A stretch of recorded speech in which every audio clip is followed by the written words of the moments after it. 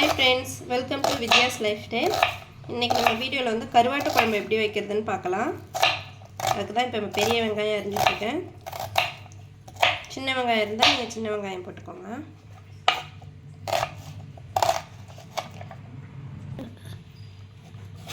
நல்லா 2 பழுத்த தக்காளி எடுத்துக்கோங்க.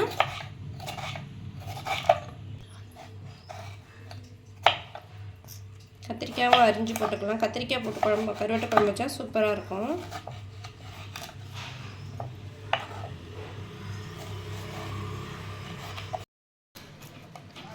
கருவாடை சுடு தண்ணி வச்சுருக்கேன், அதை அப்படியே கட் பண்ணி க்ளீன் பண்ணி வச்சிடலாம்.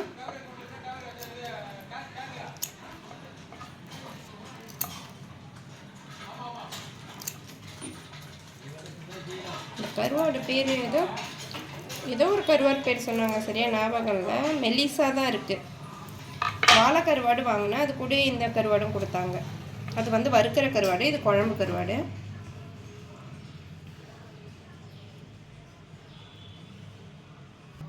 அவ்வளோதான். சுடுதண்ணியில் இப்போ போட்டிருக்கேன். சுடுதண்ணி கொஞ்சம் ஆவி பறக்குது, லைட்டாக தான் போட்டிருக்கேன். ரொம்ப கொதிக்க வச்சு போட்டிங்கன்னா சதையெல்லாம் பிரிஞ்சு போயிடும். அப்புறம் குழம்புல வெறும் முள் மட்டும்தான் இருக்கும். பார்த்து செஞ்சுக்கோங்க. தேவையான அளவு எண்ணெய் விட்டுக்கோங்க. இதில் வந்து கடுகு, ஜீரகம், வெந்தயம் இது 3மே போட்டிருக்கேன். இது நல்லா பொரிஞ்சதும் பூண்டு போட்டுக்கலாம். பூண்டு, வெங்காயம், தக்காளி, 2 பச்சை மிளகாய். கடுகு ஜீரகமும் பொரிஞ்சிருச்சு, பூண்டு போட்டுக்கலாம். நல்லா வதக்கிக்கோங்க. பூண்டு வதங்கிருச்சு, வெங்காயம் போட்டுக்கலாம். உங்கள்கிட்ட சின்ன வெங்காயம் என்ன போட்டுக்கோங்க, என்கிட்ட சின்ன வெங்காயம் தீந்துருச்சு.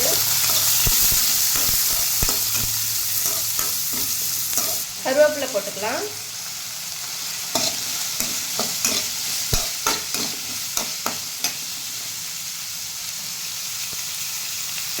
இந்த வெங்காயம் வதங்கிறதுக்கு கொஞ்சமாக கல் உப்பு இப்போக்கி கொஞ்சமாக போட்டுக்கோங்க.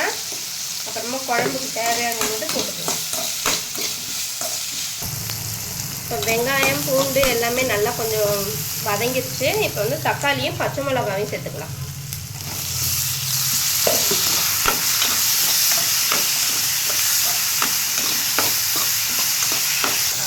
இது கூட கொஞ்சமாக மஞ்சள் பொடி சேர்த்துக்கலாம். இதையும் சேர்த்து நல்லா வதக்கிக்கோங்க. கருவாடுக்கு வந்து கத்திரிக்காய் போட்டு செஞ்சால் தான் நல்லாயிருக்கும். கத்திரிக்காய் இங்கே அரிஞ்சு தண்ணியில் போட்டிருக்கேன்.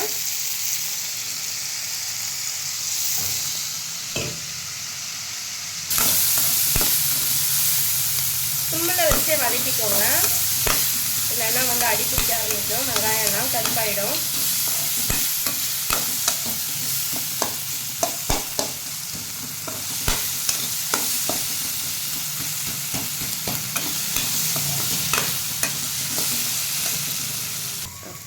இப்போ கத்திரிக்காய் போட்டு வதக்கிக்கலாம்.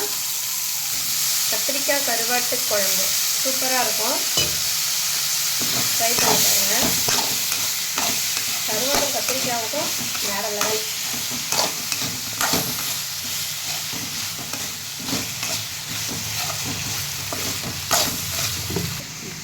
இங்கே புளி ஊற வச்சுருந்தேன், அதையும் கரைச்சி வச்சுக்குவோம். கொஞ்சோண்டு தான் எடுத்திருக்கேன் புளி. ஒரு நெல்லிக்காய் சைஸ், குட்டி நெல்லிக்காய் சைஸ் தான் வச்சுருக்கேன். இதை கரைச்சி வச்சுக்கோங்க. வீட்டில் அரைச்ச குழம்பு மிளகாய்த்தூள் 2 ஸ்பூன் போட்டுக்கோங்க. உங்கள் காரத்துக்கு ஏற்ற மாதிரி போட்டுக்கோங்க. நான் 2 தான் போட்டிருக்கேன். தண்ணியெல்லாம் ஊற்றுங்க.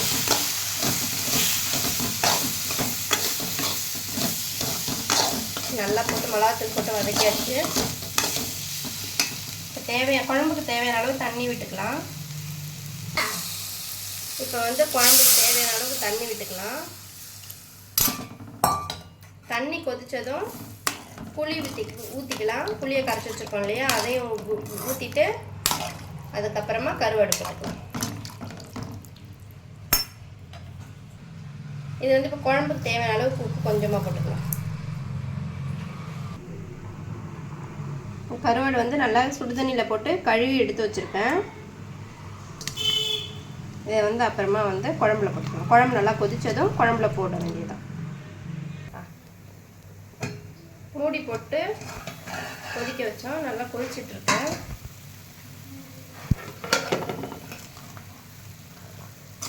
கத்திரிக்காய் கொஞ்சம் நல்லா வேகட்டும். அப்புறமா புளி ஊற்றிக்கலாம்.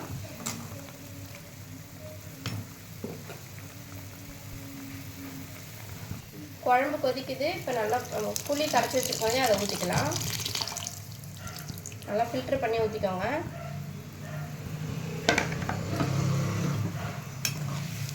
நல்லா கிண்டி விட்டுக்கோங்க. இது கொதிச்சதுக்கு அப்புறம் தான் நம்ம கருவாடு போடணும், முன்னாடியே போடக்கூடாது. ஊற்றி கொதிச்சிருச்சு. இப்போ கருவாடுலாம் சேர்த்துக்கலாம். மீன் குழம்பு மாதிரி தான், மீனை கடைசியாக போடுற மாதிரி கருவாடையும் போடணும். நல்லா கிளறி விட்டுக்கோங்க. சூப்பராக இருக்கும். வீட்டில் ட்ரை பண்ணி பாருங்கள். வீடியோ கடைசி வரைக்கும் பாருங்கள்.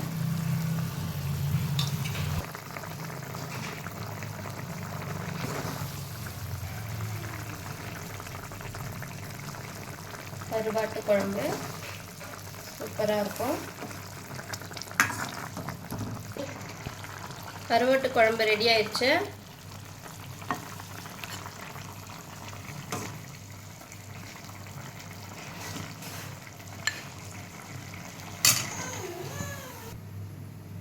சூப்பரான கருவாட்டு குழம்பு ரெடி.